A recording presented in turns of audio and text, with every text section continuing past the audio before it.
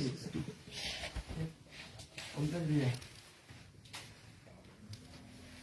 लो video बना लो। जैसे आज आपका कार्यक्रम खाने का है यहाँ पर, तो आप कितना बजे आए और क्या क्या हुआ उसके बाद? सबसे पहले नमस्ते प्रणाम। और इसमें गुनाहगार देखिए ना मैं हूँ और ना ही जनता है और ना ही यहाँ का प्रशासन है। गुनाहगार वो है जो परमिशन लिया और परमिशन रद्द होने के बाद भी हमें इन्फॉर्म नहीं किया गया। और मैं यहाँ पे करीब 7 साढ़े 7 बजे मैं बॉर्डर पे आ गया था। सुबह 7 बजे मेरा 11 बजे से कार्यक्रम था, तो मैं सुबह 7 बजे, और जब मेरा कार्यक्रम लिखने की बात थी तो यही गए थे कार्यक्रम लिखवाने को। एक बार दिखा दीजिए, क्या नाम पड़ेगा आपका? मेरा नाम तो चौधरी नाम है। मेरा नाम तो चौधरी हो। हाँ, उहाँ खेसारी भैयासँग महीने गएको थिएँ पैसा उहाँलाई पुर्याउनलाई। और कितने बजे आए थे आप? 35 लाख। अंदर चाहिँ वहाँ पे कितना बजे? 10 बजे 11 बजे वहाँ पे खेसारी भैया को ने। हम लोग नेपाल कितने बजे एंट्री किए थे? नेपाल यहाँ पे हमको तो कितना 6 बजे 7 बजे हमको सुबह में हम लोग 9 बजे होटल में एंट्री किए हैं सुबह। हम नहीं आए तो भैया, हम नहीं थे। ये नहीं, आपका ही आदमी था ना? अनि त्यसपछि के भयो, उहाँ कतिखेर आइपुग्नु यहाँ? उहाँ चाहिँ गएर 7 बजे मेरो साथीले सोद्धाखेरि 7 बजे उहाँ जुन छ हाम्रो यहाँ होटलमा आइसक्नु भएको थियो। अनि त्यसपछि गएर हामीलाई पनि कुनै जानकारी न तपाईँलाई गएर यो पुलिस प्रशासनबाट कुनै जानकारी भएन। एक्कासी उहाँले जब गएर तपाईँलाई गएर जुन छ के अरे 12 बजेतिर पनि जुन छ जब गएर आधी मान्छे उहाँको भित्रै सकेपछि गरी तपाईँको जुन छ उहाँहरूको म्युजिसियनहरू अरू विभिन्न मान्छे 15-16 जना भित्रै सकेपछि त्यसपछि हामी एउटा टिकट पनि गएर सुरु गर्यौं। अनि त्यसपछि गएर अब अलिअलि ढिलो हुन थाल्यो। अनि उहाँले बोलाउँदाखेरि त्यतिखेरसम्म अब कोरोना कारणले हो के कारणले हो उहाँ त्यसपछि गएर यहाँ पुलिसले घेरेर आएको थियो। त्यसपछि हामी जान नै पाएन। हाँ, एक मैं बता। और हिंदी में भी बोलिए प्लीज। हाँ, मुझे समझ में नहीं आ रहा क्या बोल रहे हैं आप। तो आज जो स्टेज यहाँ पर बना हुआ था, आपका प्रोग्राम भी था, तो आपका कौन कौन सा क्या पूरा टीम, कितने आदमी का टीम था, क्या क्या इक्विपमेंट आपका आया हुआ था? 25 से 30 लोग थे हम, और हमारे इंस्ट्रूमेंट जो बजाने वाले लोग थे वो थे, और हमारी डांसर ग्रुप की लड़कियां थी। और सबसे बड़ी बात कि ये लोग जब मेरा कार्यक्रम किए तो इन लोगों ने बताया ही नहीं कि टिकट शो है। टिकट शो का मुझे पता ही नहीं था। मैं जब यहाँ आया, जब ये सारे हंगामा हो गए होने के बाद मुझे पता चला कि टिकट शो था। और उसमें जनता की क्या गलती है? नेपाल की जनता चाहे कहीं की जनता भोली भाली होती है, उसको ये पता नहीं होता है भाई। वो अपने बेटा को प्यार करने, अब मेरे बारे में क्या बोल रही है जनता, किसी के बारे में बोलेगी, क्योंकि उसको हकीकत पता ही नहीं है। तो टिकट शो के नाम पे इन लोगों ने मुझे बुक ही नहीं किया था। और जब इनका परमिशन फेल हुआ, सरकार ने कोविड की वजह से परमिशन इनका रद्द किया, इनको मना किया कि आप कार्यक्रम नहीं कर सकते हैं। आपसे कितना दिन पहले एग्रीमेंट हुआ था यहाँ पर आने का? मेरा तो 5-6 दिन पहले ही ये कार्यक्रम तय हुआ है, राइट ना? 5-6 दिन पहले, 5-6 दिन पहले, और ये लोग 5-6 दिन पहले ही मुझे तय किए। मैंने वीडियो भी बना के 2 दिन पहले वीडियो बनाया, 16 तारीख को। तो 2 दिन पहले मैंने इनको वीडियो दिया था, तब तक इनको पता चल चुका था। तब तक इनको पता चल चुका था कि परमिशन रद्द है, प्रशासन हमें ये कार्यक्रम नहीं करने देगी। उसके बावजूद भी इन लोगों ने, मैं यहां तक आ गया, उसके बावजूद भी ये पूरे दिन टिकट काटते रहे और मुझे पता ही नहीं है कि टिकट कट रहे और टिकट पे ये कार्यक्रम है। और लोगों को सिर्फ गुमराह करते रहे। और उसमें नुकसान ये हुआ कि 4 स्कॉर्पियो लोगों ने जला दिया। इसमें मैं पब्लिक जनता को मैं बिल्कुल दोष नहीं बोलूंगा, क्योंकि इन लोगों ने गुमराह जनता को भी किया और मुझे भी किया। तो आपका कहना है कि जो भी हुआ आयोजक की तरफ से, आयोजक अगर मुझे सुबह ही बता दिया होता कि भैया यहाँ परमिशन नहीं है, प्रशासन हम आपको नहीं दे सकते, तो इसमें प्रशासन का भी कोई रोल नहीं है भाई। प्रशासन, अब मैं यहाँ आया 8 बजे 9 बजे में पहुंचा, 9 बजे पहुंचने के बाद 10 बजे में रेडी होकर बैठ गया। जैसे निकलना चाहा, पूरी प्रशासन पूरे होटल को घेर लिया गया कि आप कार्यक्रम करने जा ही नहीं सकते। तो मैं प्रशासन को तोड़ के तो नहीं जाऊंगा, क्योंकि मैं आउट ऑफ इंडिया हूं।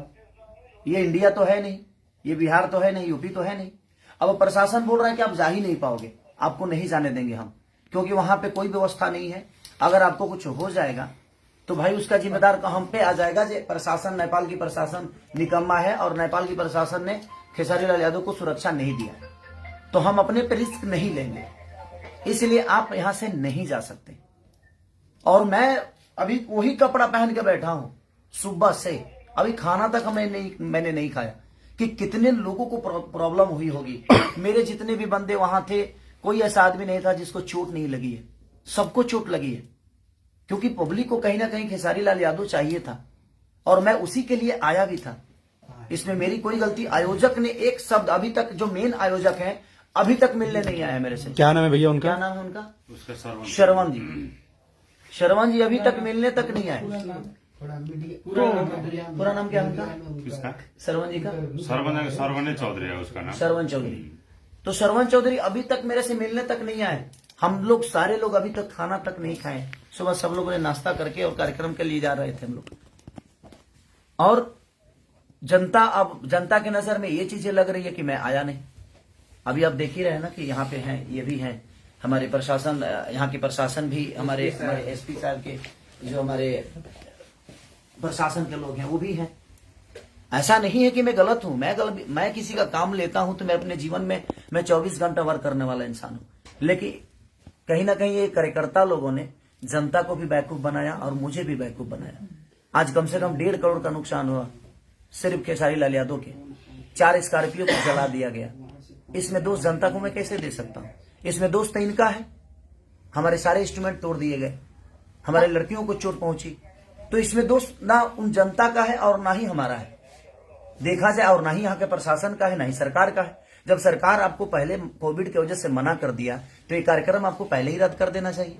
जब 2 दिन पहले ही आपकी परमिशन रद्द की गई तो आपको पहले जनता को बता देना चाहिए कि कार्यक्रम, या मुझे ही बोलते कि भाई एक बार लाइव आकर बोल दीजिए ये कार्यक्रम कैंसिल हो गया। जैसे आप अभी कोविड तो नेपाल और इंडिया दोनों तरफ ही एक ओमिक्रॉन का जो एक संक्रमण है एकदम तीव्र रूप में आगे बढ़ रहा है। तो जैसे आप लोग का एग्रीमेंट हुआ उस समय आपने नहीं पूछा था कि मतलब इस ढंग का? देखिए मैं बोला भी था, इन लोगों से बोला भी था कि क्या कोविड का कोई प्रॉब्लम तो नहीं है ना? तो नहीं सर, वहां परमिशन हमें मिल गया है। तो जब सरकार परमिशन इनको कार्यक्रम के लिए दे दिया तो मैं भी निश्चिंत हो गया कि हो सकता है कि वहां इतनी महामारी नहीं होगी। तो मैं क्लियर हो गया कि जब सरकार का लेटर, मेरे पास प्रशासन का लेटर ऑलरेडी आ गया कि हाँ परमिशन है, कार्यक्रम होगा। इन लोगों ने मुझे यही बोला था कि मेला का कार्यक्रम है, ये नहीं बोला था कि टिकट काट रहे हैं।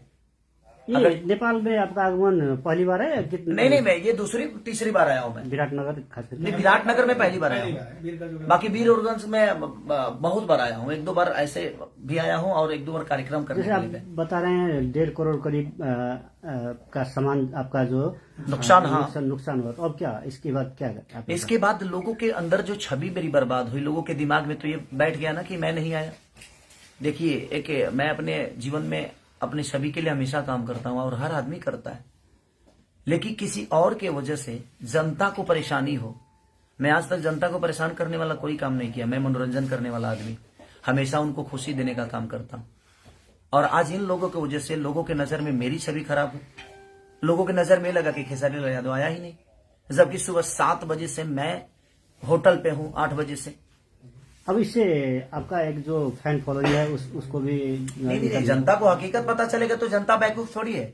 और जनता ने जो किया है वो अपने हिसाब से बिल्कुल सही है। मैं कुछ जनता को मैं गलत नहीं बोल सकता, क्योंकि गलत तो इन लोगों ने किया कि इन लोगों ने परमिशन नहीं रहने के बावजूद भी मुझे बताया तक नहीं तो मैं सुबह आया जरूर। मैं बिना कार्यक्रम किए मैं लाइव आ जाता कि प्रशासन की वजह से कार्यक्रम रद्द हो गया है, आप लोग नहीं आइएगा कार्यक्रम में, तो लोग नहीं आते। लेकिन इन लोगों ने बताया ही नहीं। सर उस पर साइन भी करना होगा ना। हाँ, तो वो सारी चीजें हैं। और अभी कार्यकर्ता में एक आदमी आया और वो सुबह से मेरे साथ यहाँ पे थे, लेकिन अभी वो गायब हो गए। ये है सुमित जी नाम है उनका, वो भी गए थे रिसीव करने, वही हमें बॉर्डर से हमें अंदर किए। तो मेरी इसमें गलती 1% की नहीं। व्हाट्सएप लोकेशन से लेकर हर डिटेल वही दे रहे थे हमें। और ये सुबह 7 बजे भी हमें नहीं बता रहे हैं कि प्रोग्राम कैंसिल हो गया है सर, प्रशासन ने मना कर दिया है, सरकार ने मना कर दिया है। इन लोगों ने गुमराह रखा हमें गुमराह किया कि नहीं आप आइए कार्यक्रम होगा। तो आपका आगे का जो अब इसके बाद का क्या, आपका क्या करेगा? क्या कुछ चीजों से लेते हैं आप? इसके बाद जैसे आपका क्षति हुआ, आपका एक हिसाब से क्षति तो आयोजक ही देगा ना। अब क्षति जो हुआ है गलती इनकी है, इनको तो पूरे जनता का पैसा लौटाना चाहिए। जनता की क्या गलती है भाई, वो तो अपने स्टार को देखने आ रही है, तो इनको पूरे जनता का, नेपाल के जनता के साथ इंसाफ करना चाहिए इनको, क्योंकि गलती इनकी है, इसमें गलती जनता नहीं है और ना ही केसरीलाल यादव है और ना ही सरकार है, ना ही प्रशासन है। कि जब आपको मना कर दिया गया कि आप ये कार्यक्रम नहीं कर सकते, तो फिर आपने जबरदस्ती जनता को गुमराह क्यों किया, जनता को बेवकूफ क्यों बनाया, केसरीलाल यादव को बताया क्यों नहीं। मैं तो इतना ही कहता ना कि भाई ये कार्यक्रम कैंसिल हो गया, क्योंकि यहाँ पे कोविड के वजह से प्रशासन ने मना कर दिया, सरकार इसकी अनुमति नहीं देती है। मैं लाइव आके लोगों को बोल देता, लोगों को समझा देता, तो टिकट तो नहीं कटाते ना वो। तो टिकट आपका यहाँ आने का जो एग्रीमेंट था उसमें कितने में डील हुआ था और कितना पैसा आपको मिल चुका है? देखिए वो अंदर की बातें होती है, उस डील को हम लोगों तक नहीं बता सकते कि क्या बातें हैं क्या नहीं, क्योंकि वो अंदर की बातें हैं कि हम कितना में, हम प्यार में आए हैं कि हम मोहब्बत में आए हैं कि हम 2 रुपया लेकर आए हैं कि हम खर्चा पे आए हैं, वो आपस की बातें होती है। लेकिन अंत में इस घटना के बाद आप क्या अंतिम निचोड़? नहीं, मेरा कहने का मतलब कि जो नुकसान हुआ है अब वो तो कहीं ना कहीं आयोजक कर्ता को ही भरना पड़ेगा, क्योंकि मेरी गलती तो 1% नहीं है। मैं तो रात को निकला हूं, पटना से रात को निकला मैं और मैं आ गया, तो मेरी तो गलती है। अगर मैं नहीं आया होता तो शायद मेरी गलती थी, क्या केसरीलाल यादव नहीं है। तो अब क्या कदम लेंगे आप? जैसे आपका कदम क्या उठाना है, तो अभी तो अब जनता को इंसाफ करना है कि आयोजक कर्ताओं के साथ इनको क्या करना है। मैं कुछ नहीं बोल सकता, मैं तो जनता का प्यारा बच्चा हूं, मैं इनके लिए ही आया था। नहीं, अपनी तरफ से क्या कर रहे हैं? मैं अपनी तरफ से क्या करूंगा, अब इनको पूरे जनता का पैसा इनको लौटाना चाहिए, मेरा जहां तक सवाल है। क्योंकि जनता जो है वो बहुत मेहनत करके अपने बेटे को देखने आई थी, तो और इन लोगों ने उनके साथ धोखा किया। ये मेरे साथ धोखा किए और मेरा 1.5 करोड़ का नुकसान आज हो गया, कम से कम 1.5 करोड़ का। 4 स्कॉर्पियो को जिंदा जला दिया गया, अब जिंदा ही बोलेंगे उसको, वो खड़ी थी, चलने वाली चीजें थी और उसको जला दिया गया।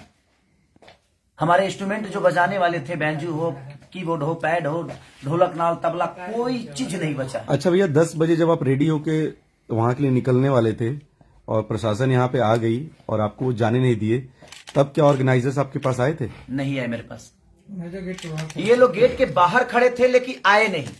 आप क्यों नहीं आए थे भाई साहब, ये बताएंगे आप प्लीज?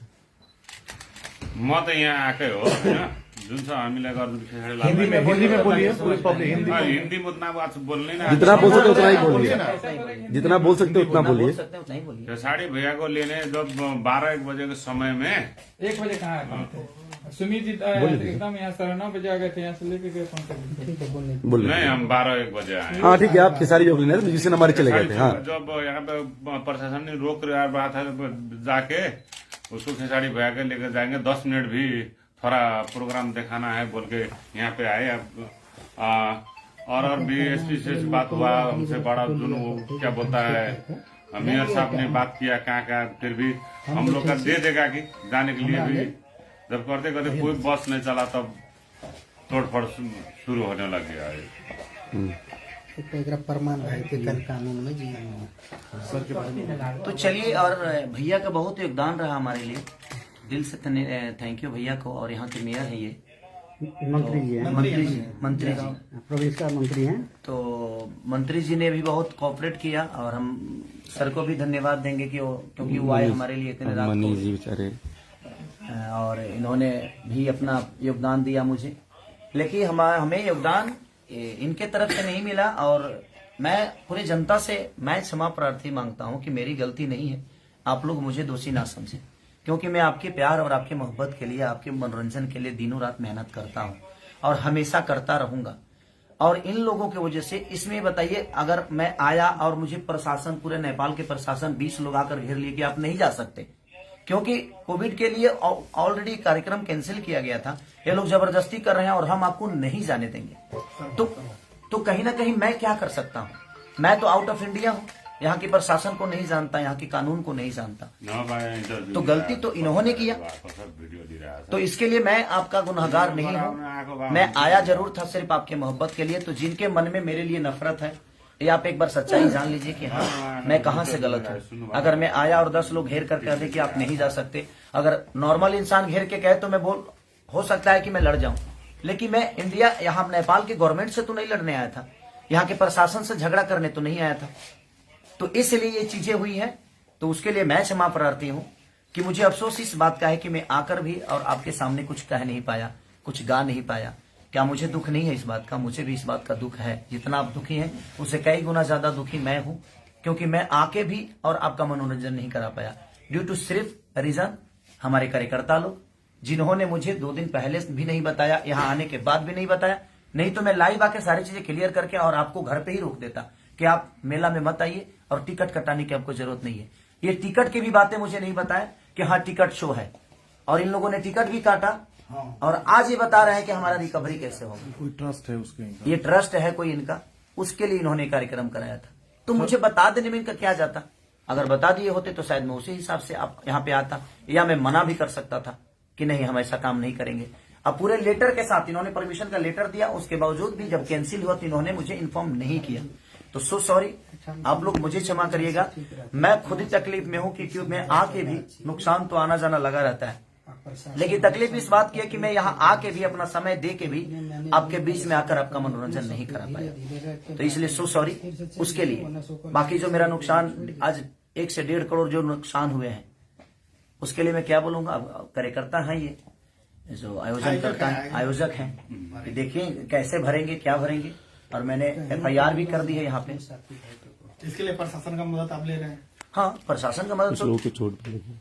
और जिन लोगों को उस कार्यक्रम में चोट, जिस जनता को चोट लगी है उस कार्यक्रम के दौरान, मैं ईश्वर से प्रार्थना करता हूं कि आप लोग स्वस्थ रहें और सुरक्षित रहें, जल्दी आप ठीक हो जाएं, क्योंकि बहुत लोगों को चोट लगी है।